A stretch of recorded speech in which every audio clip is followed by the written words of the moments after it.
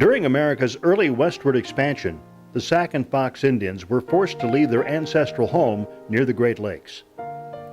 The tribe was moved to Illinois, then Iowa, Missouri, and eventually, in about 1846, to reservations in Kansas.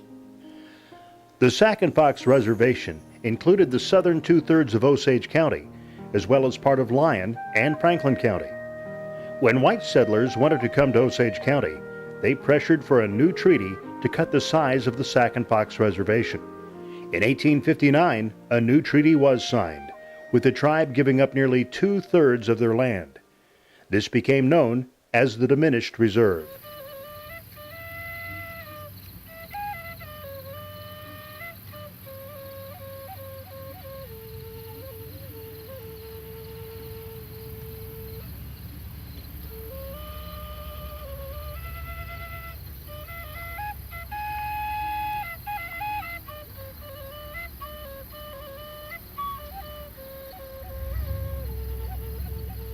The treaty also stipulated that the government would construct a house for each tribal family at the expense of the Indians. About 170 cabins were built.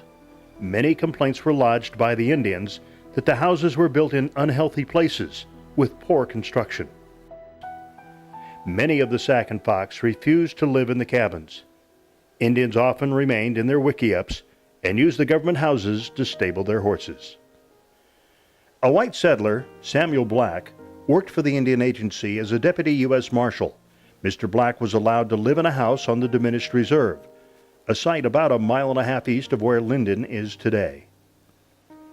Fanny Goodell, whose father was an interpreter for the tribe, also lived in a house on the reserve. The Goodell and Black houses formed the core area for the first white settlers of the Lyndon community. Mr. Black hired Samuel Holyoke to work on his farm. Holyoke moved his family to the Diminished Reserve in 1867 to live in one of the many abandoned Indian houses along Salt Creek. The only known photograph of one of these Indian houses is of the Holyoke house. The Kansas-Nebraska Act opened the Kansas Territory to pioneer settlement. Assured that Indian land would fall to white settlers, pioneers squatted on the Sac and Fox Diminished Reserve in Osage County.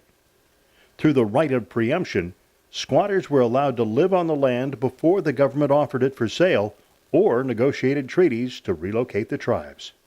In 1868, a treaty was ratified to move the Sac and Fox to Oklahoma.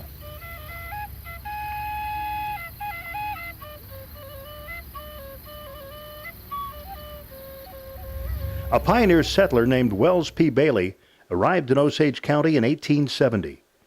Bailey preempted a 160-acre claim next to Samuel Black's property where a Fox village had been. Bailey purchased the land for $240, along with $54 for Indian improvements. Mr. Bailey built a house on his property and lived there with his family until his death in 1900. No one lived in the house in 1997 when a grass fire burned away a section of siding to expose, under more than a century of remodeling, a 127-year-old log cabin.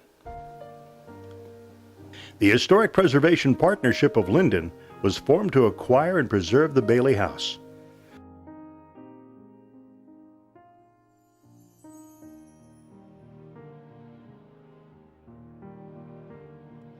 The house was moved to the Lyndon City Park in the fall of 1997.